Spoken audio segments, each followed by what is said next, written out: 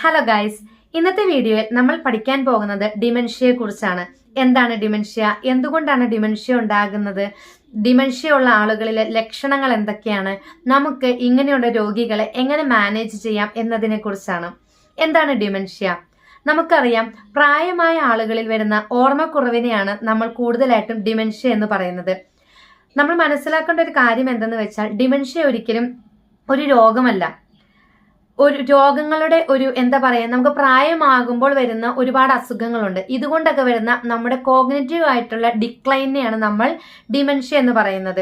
ഇങ്ങനെയുള്ള വ്യക്തികളിൽ ഓർമ്മക്കുറവ് ഉണ്ടാവുക, ഒരു പ്രശ്നത്തിനെ എങ്ങനെ പരിഹരിക്കാം എന്ന് മനസ്സിലാകാതിരിക്കുക, അതുപോലെ അവരുടെ ചിന്താശേഷിയെ ബാധിക്കുക, ഒരു കുടക്കീഴിൽ വരുന്ന ഒരുപാട് ലക്ഷണങ്ങളെ ഒന്നു ചേർത്ത് നമ്മൾ പറയുന്ന പേരാണ് ഡിമെൻഷ്യ എന്ന് പറയുന്നത്.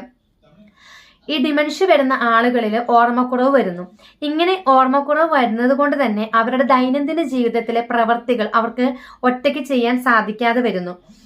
ഇങ്ങനെ വന്നു കഴിയുമ്പോൾ അവര് ഓട്ടോമാറ്റിക്കലി ഇവരുടെ എല്ലാ കാര്യങ്ങളും ഡിപ്പെൻഡ് ചെയ്തിരിക്കുന്നത് ഇവരുടെ ഫാമിലി മെമ്പറിനെയോ അതുപോലെ അല്ലെങ്കിൽ കെയർ ടേക്കറിനെയോ ആയിരിക്കും.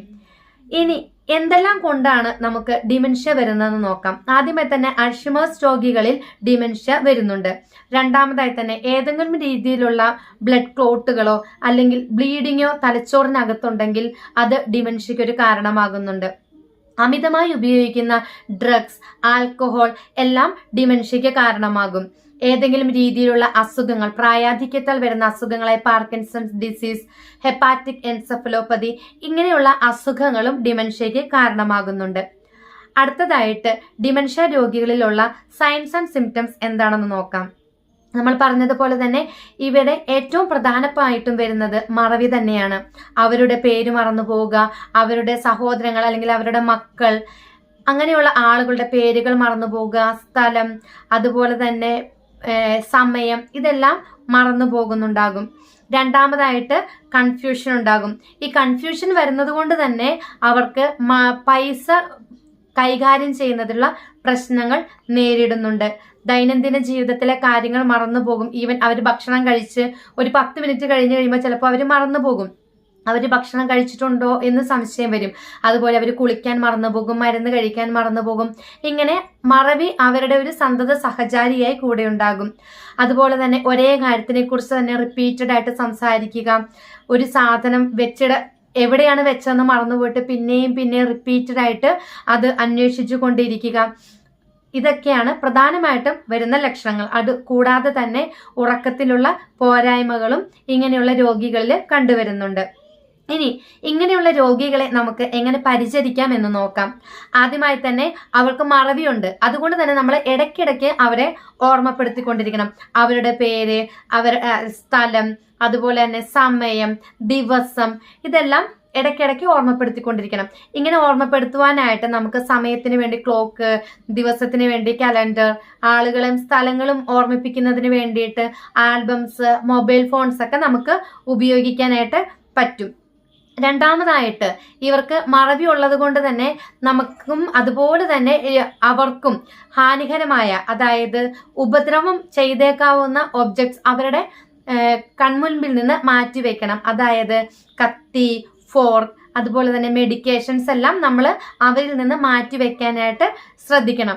വീട്ടിൽ നിന്ന് ഇറങ്ങിപ്പോകാനായിട്ടുള്ള സാധ്യതകൾ ഉള്ളത് കൊണ്ട് തന്നെ എപ്പോഴും മെയിൻ ഡോറും മെയിൻ ഗേറ്റും നമ്മൾ അകത്ത് നിന്ന് പൂട്ടിയിടുവാനായിട്ട് പ്രത്യേകം ശ്രദ്ധിക്കണം.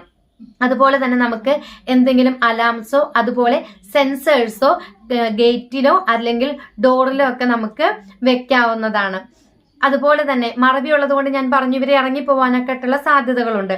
അതുകൊണ്ട് തന്നെ നമുക്ക് അയൽവാസികളെ നമുക്ക് അറിയിക്കാം, ഇങ്ങനെ ഈ വ്യക്തിക്ക് ഇങ്ങനെ ഒരു അസുഖമുണ്ട്, അപ്പൊ ഇറങ്ങിപ്പോവാനുള്ള സാധ്യതകളുണ്ടെന്ന്. അതുകൊണ്ട് തന്നെ ഇൻ കേസ് അവരെങ്ങാനും ഇറങ്ങിപ്പോയി കഴിഞ്ഞാൽ നമുക്ക് അവരെ ഇൻഫോം ചെയ്യും. ഇതിനകത്ത് വളരെ അത്യാവശ്യമുള്ളൊരു കാര്യമാണ്. നമുക്കറിയാം, ഇവർക്ക് മറവി ഉള്ളത് കൊണ്ട് നമ്മൾ എപ്പോഴും ഇവരെ ഒബ്സർവ് ചെയ്തുകൊണ്ടിരിക്കണം. അതുകൊണ്ട് തന്നെ 24 hours സൂപ്പർവിഷൻ കൊടുക്കുവാനായിട്ട് നമ്മൾ ശ്രദ്ധിക്കണം. അതുപോലെ ഇവരെ ഒറ്റയ്ക്കായിട്ട് വിടാനുള്ള സാഹചര്യങ്ങൾ കുറയ്ക്കുവാനായിട്ട് നോക്കണം.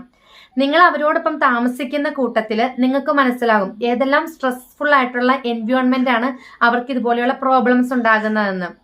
അതായത് ചില സമയത്ത് ചില വാർത്തകൾ, ചില ഭക്ഷണങ്ങൾ, അങ്ങനെയുള്ളതൊക്കെ കാണുമ്പോഴത്തേനും അവർക്ക് അജിറ്റേറ്റഡ് ആവാനായിട്ടുള്ള സാധ്യതകളുണ്ട്. അപ്പൊ നിങ്ങൾ അവരോട് കൂടെ താമസിക്കുമ്പോൾ നിങ്ങൾക്ക് മനസ്സിലാകും. അതുകൊണ്ട് തന്നെ പിന്നീട് ഒരു സാഹചര്യത്തിൽ ഇങ്ങനെയുള്ള ട്രിഗറിങ് ഫാക്ടേഴ്സ് അവോയ്ഡ് ചെയ്യുവാനായിട്ട് നമ്മൾ ശ്രമിക്കണം.